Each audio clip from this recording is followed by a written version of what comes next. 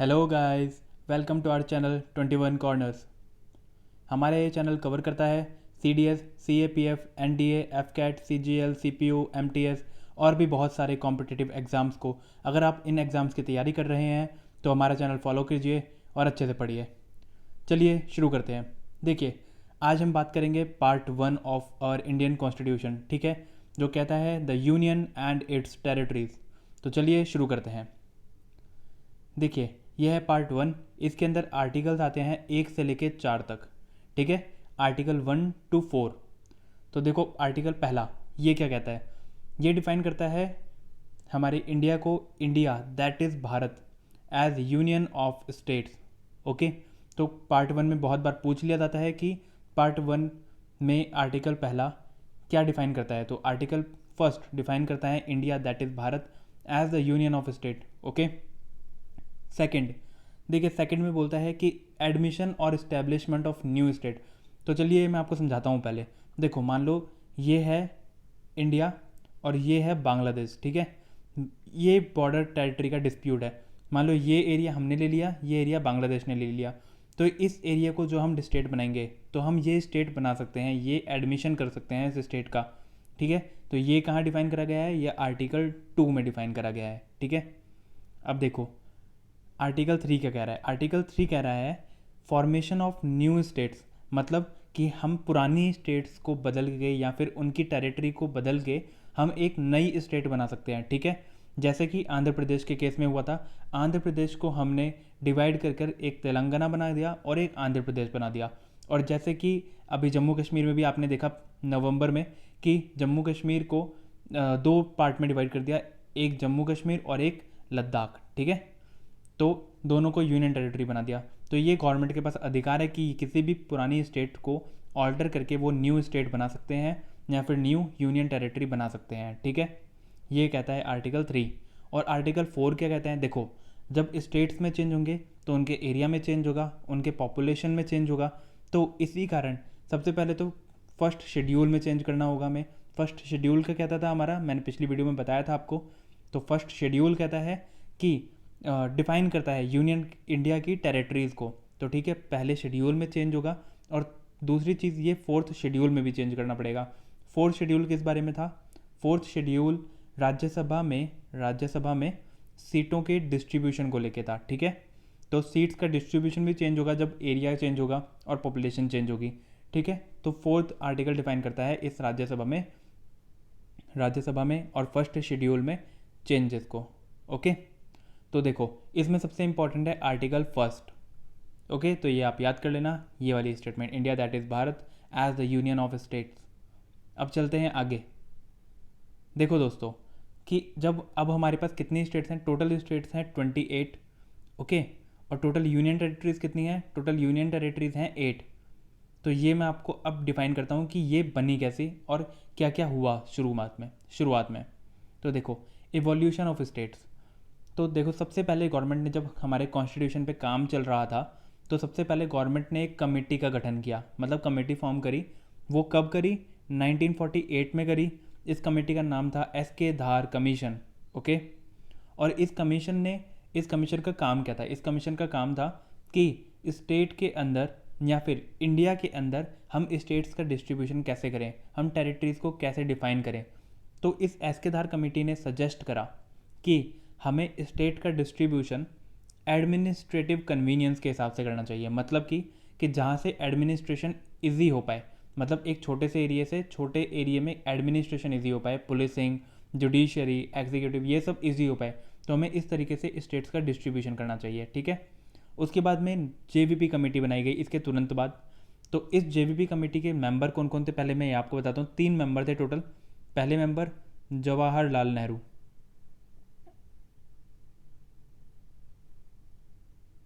ठीक है। दूसरे मेंबर सरदार वल्लभ भाई पटेल, ठीक है। और तीसरे मेंबर कौन थे, पट्टवी सीतारमैया, पट्टवी सीतारमैया, ओके। ये 3 मेंबर्स थे। इस कमेटी का काम था कि इस कमीशन की जो रिपोर्ट है उन पे काम करें, मतलब कि वो रिपोर्ट में कुछ चेंजेस करने चाहिए या नहीं करने चाहिए। तो इस कमेटी ने क्या करा, इस कमेटी ने काम करा और इस कमेटी ने सपोर्ट करा धार कमीशन को, ठीक है। मतलब इस कमीशन को सपोर्ट करा और बोला कि हाँ, एडमिनिस्ट्रेशन कन्वीनियंस के हिसाब से ही हमें काम करना चाहिए, हमें डिस्ट्रीब्यूशन ऑफ स्टेट करना चाहिए, ठीक है। तो अब चलते हैं आगे। अब देखिए, अब आपको पता है कि हमारे पास 28 स्टेट्स हैं टोटल और 8 यूनियन टेरेटरीज हैं, ठीक है, 8 यूटीज़ हैं। तो देखो ये बनी कैसे, पहली स्टेट कौन सी आई और क्या क्या हुआ। तो देखो, जब ये कमेटी बनी थी दोनों, ये काम हमारा श्योर हो गया था कि हम एडमिनिस्ट्रेटिव कन्वीनियंस के हिसाब से हम स्टेट्स को डिस्ट्रीब्यूट करने वाले थे। लेकिन एक शख्स थे पॉटी श्रीराम उल्लू,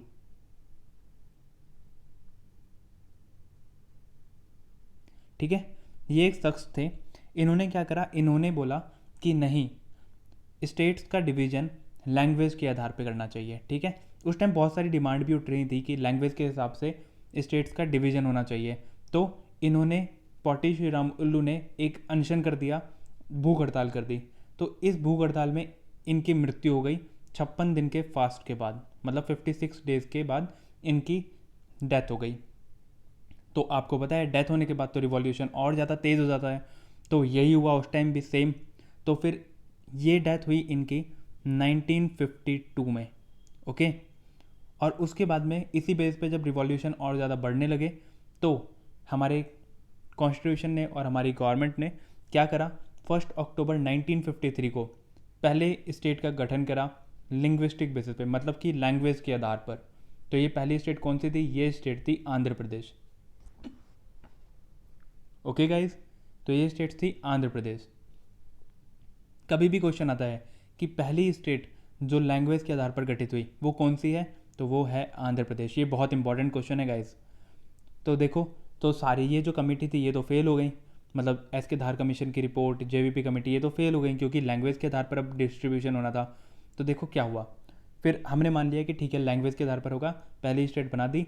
उसके बाद गवर्नमेंट ने, अब इसके ऊपर काम करना था, तो गवर्नमेंट ने एक कमेटी का गठन करा, कमीशन बनाया, इसका नाम था स्टेट रीऑर्गेनाइजेशन कमीशन, ठीक है। इसको क्या काम करना था, इसको लैंग्वेज के बेसिस पर स्टेट्स का डिस्ट्रीब्यूशन करना था, मतलब इंडिया को स्टेट्स में डिवाइड करना था, ठीक है। इसको बनाया कब गया, इसको बनाया गया दिसंबर 1953 को, ओके। और इसमें मेंबर कितने थे, इसके मेंबर 3 थे। पहले मेंबर तो यही हैं, फजल अली। दूसरे मेंबर HN कुंजरू, ठीक है। और तीसरे मेंबर कौन थे, तीसरे मेंबर थे KN पानेकर, ठीक है, KN पानेकर। तो ये 3 मेंबर्स थे। अब देखिए, ये स्टेट रिऑर्गेनाइजेशन कमेटी ने अपनी, कमीशन ने अपनी रिपोर्ट दी 1955 को, ओके।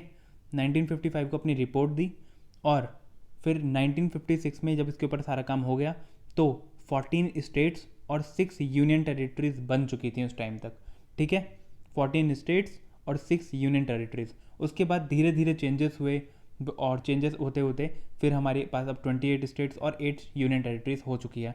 तो अब मैं बताता हूँ कि ये चेंजेस कैसे कैसे आए और पहली स्टेट कौन सी थी जो डिस्ट्रीब्यूट हुई या डिवाइड हुई, ओके। तो अब हम बात करते हैं यहाँ पे। अब देखिए 1960 में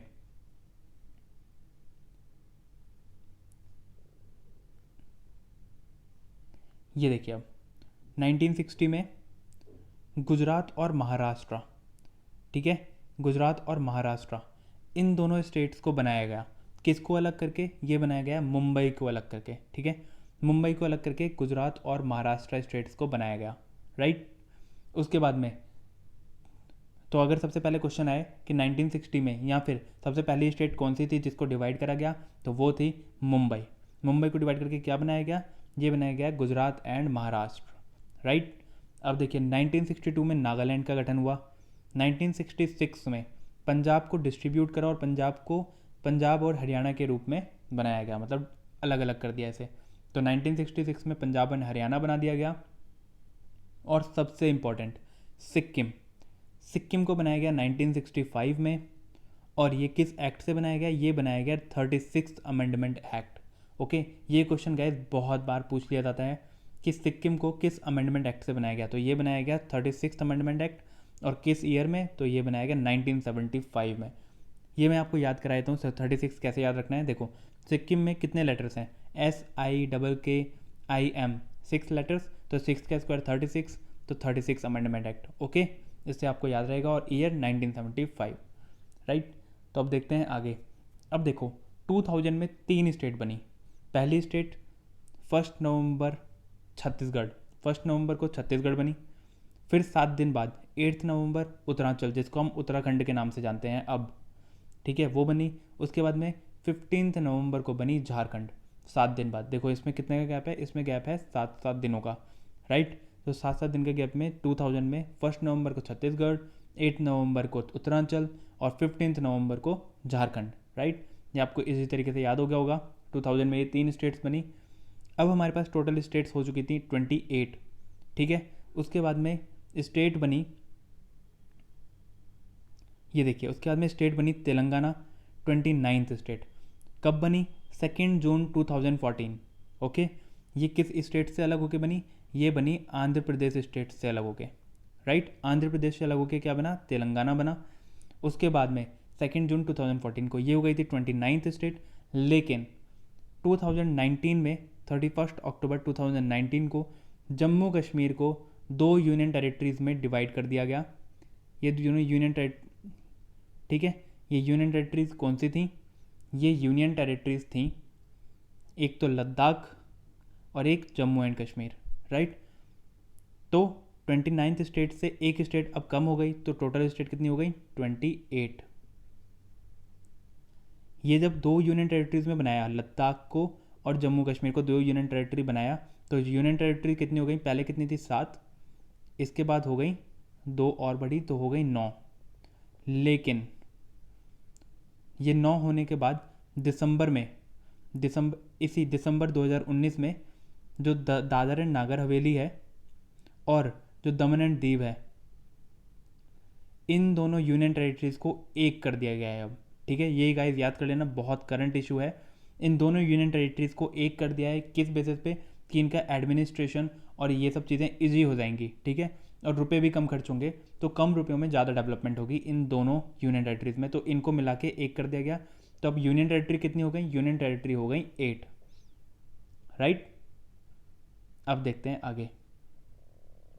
अब देखो, जैसे तेलंगाना अलग हुआ आंध्र प्रदेश से, या फिर कोई भी चेंजेस होते हैं किसी भी बॉर्डर में, किसी भी स्टेट के किसी भी बॉर्डर में चेंजेस होते हैं, तो ये किस तरीके से होते हैं, क्या प्रोसेस रहता है इनका, तो ये मैं प्रोसेस आपको अब बताने जा रहा हूँ। देखिए सबसे पहले क्या होता है, प्रेसिडेंट रिकमेंड करता है इसको पार्लियामेंट में, ठीक है। प्रेसिडेंट ने रिकमेंड करा, पार्लियामेंट अब इस पर काम करेगी, पार्लियामेंट पास करेगी। उसके बाद में प्रेसिडेंट जो होगा वो स्टेट लेजिस्लेचर को ये बिल भेजेगा दिखाने के लिए कि हम ये चेंजेस कर रहे हैं। स्टेट लेजिस्लेचर कुछ इसमें अमेंड नहीं कर सकती या फिर कुछ इसमें चेंजेस सजेस्ट कर सकती है, लेकिन पार्लियामेंट इसे मानने के लिए बाध्य नहीं है। मतलब कि पार्लियामेंट माने चाहे इग्नोर कर दे, वो पार्लियामेंट की मर्जी, ठीक है।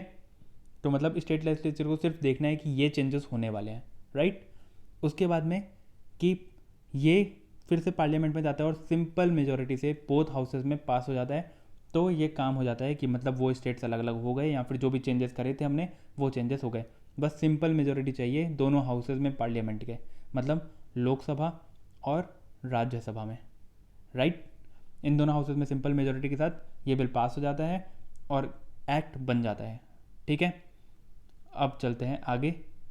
देखियो, ये पार्ट 1 तो यहीं पे ख़त्म हो चुका, लेकिन मैं इसमें आपके लिए दो चीज़ें लेके आया हूँ, नॉर्मल फैक्ट जो हैं। देखिए नेशनल फ्लैग को डिज़ाइन किसने करा, ये डिज़ाइन करा पिंगली वेंकैया। बहुत बार पूछ लिया जाता है किसने डिज़ाइन करा, पिंगली Venkaiah.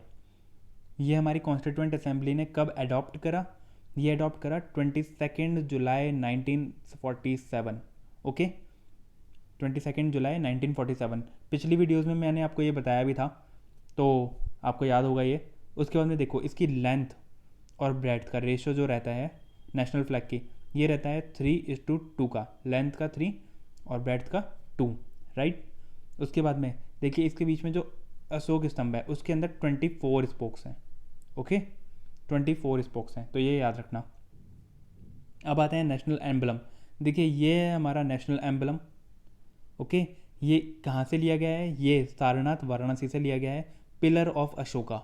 Okay, Sarnath Varanasi pillar of Ashoka कब लिया गया? ये लिया गया हमारे पहले रिपब्लिक डे पे, मतलब 26 जनवरी 1950 को। ओके, और ये किस उपनिषद से लिया गया है? देखो, जो इसके नीचे वर्ड लिखा है सत्यमेव जयते, देवनागरी लिपि में लिखा है ये, ठीक है।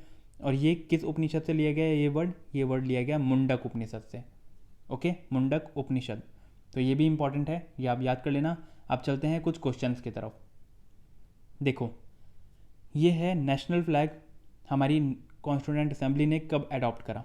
ओके, तो अभी मैंने आपको अभी बताया था पिछली स्लाइड में, तो ये करा गया 22 जुलाई 1947। ओके, सेकंड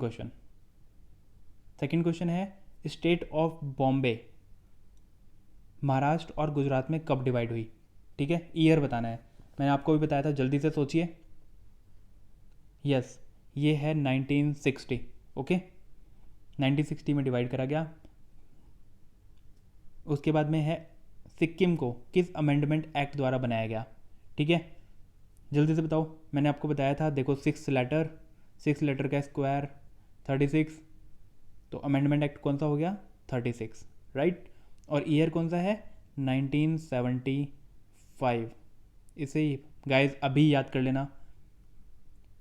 और देखिए, ये है कॉन्स्टिट्यूशन हमारी कंट्री को कैसे नेम करता है, मतलब हमारी कंट्री का नेम क्या है कॉन्स्टिट्यूशन में।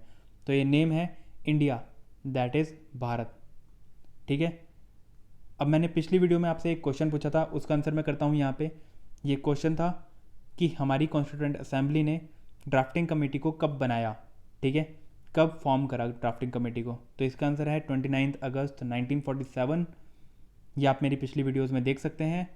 और अब आज का क्वेश्चन है, ये है लैंग्वेज ऑफ प्रिएम्बल, ये हमने किस कॉन्स्टिट्यूशन से लिया है, मतलब किस कंट्री के कॉन्स्टिट्यूशन से लिया है? तो इसका आप आंसर मेरे को कमेंट बॉक्स में करना, ये मैं आपको नेक्स्ट वीडियो में बताऊंगा। तो चलिए यहीं पे फिनिश करते हैं। तो guys, do like and subscribe and share with your friends. Thank you.